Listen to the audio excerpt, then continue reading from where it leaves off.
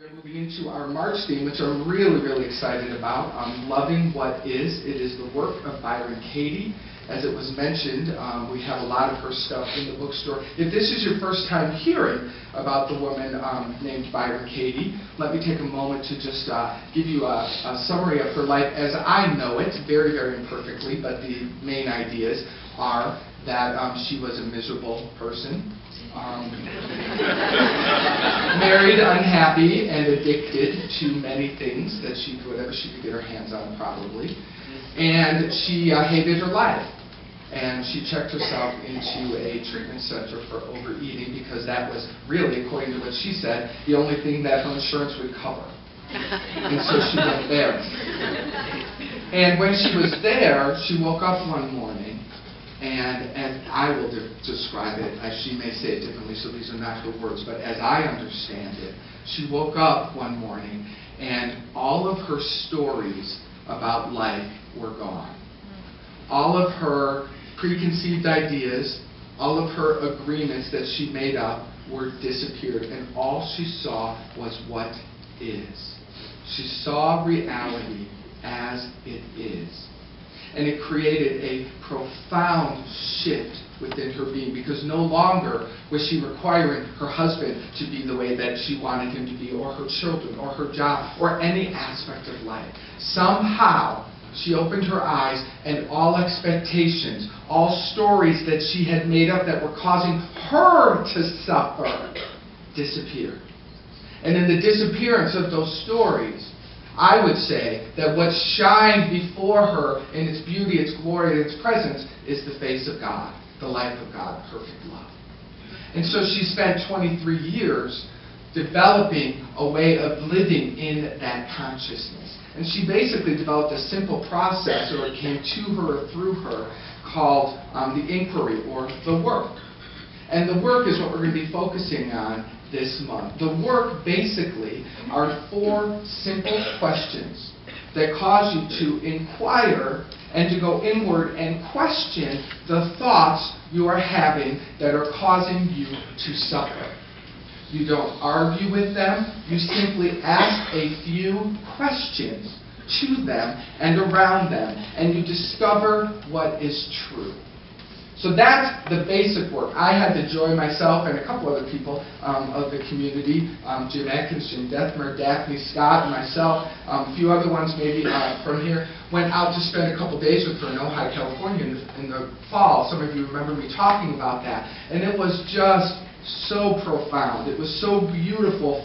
I felt just so blessed to sit in her presence, in her beauty, and to just listen to her, and to just watch and hear how she processes what's occurring in life. And I would truly call her a master of, at least a master of a way of viewing life that causes her to stay in the vibration of love.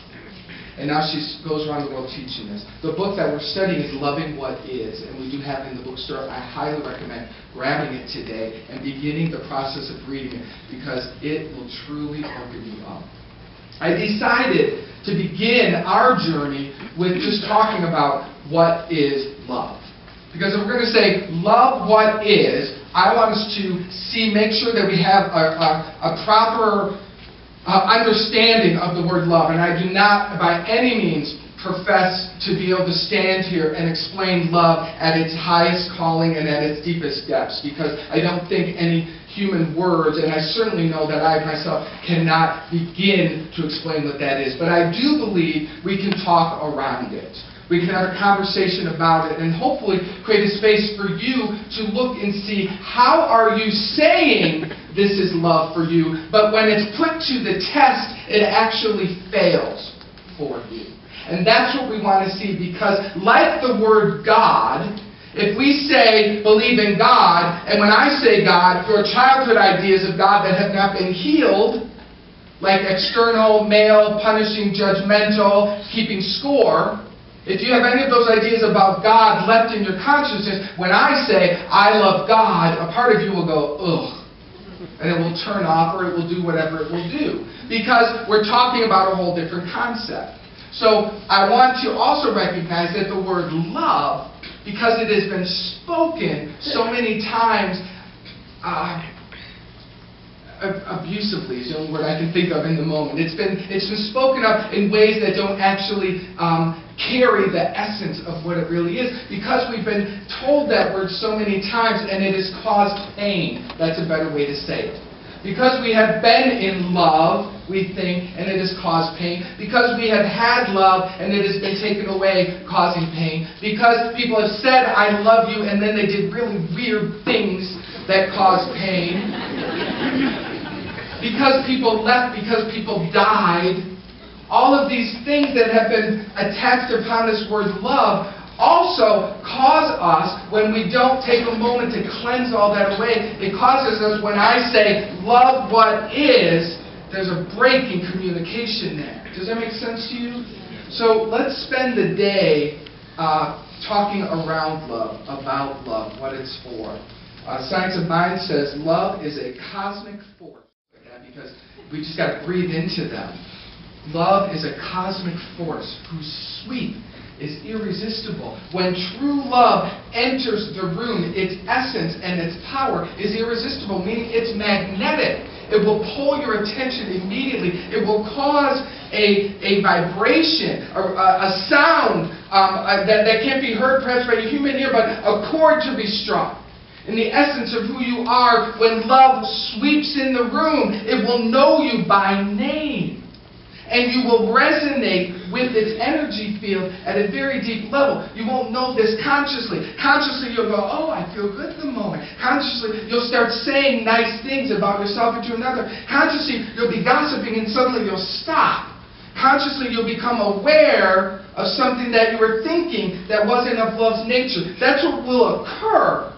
But what really is happening is that a sweep of love energy has come around you, causing a deeper energy field to recalibrate, awaken, and bring to your mind an awareness of what you're doing that isn't of that nature. You see, love is who you are. It is a constant flow of life, of energy, of good, of joy. And it is who you are. And I just imagine it's sitting at the center of your being. And then when you access it, you create, you feel beautiful, you feel free. And when you forget about it or you go against it, you feel suffering. It's really that simple. Emerson says that love is a synonym for God. So for Emerson, love and God are the exact same thing. I would say I feel pretty much the same. I feel that love and God are absolutely the same. Perhaps some of you relate to that idea. And when I say love and God are the same, I'm talking about an unconditioned love that has no requirements whatsoever. Swami Yukteswar Giri, who is Paramahansa Yogananda's guru, and if you don't know anything that I just said, don't worry about it at all. I just want to give credit where credit is due. Said, finding God will mean the funeral of all sorrows. That's big.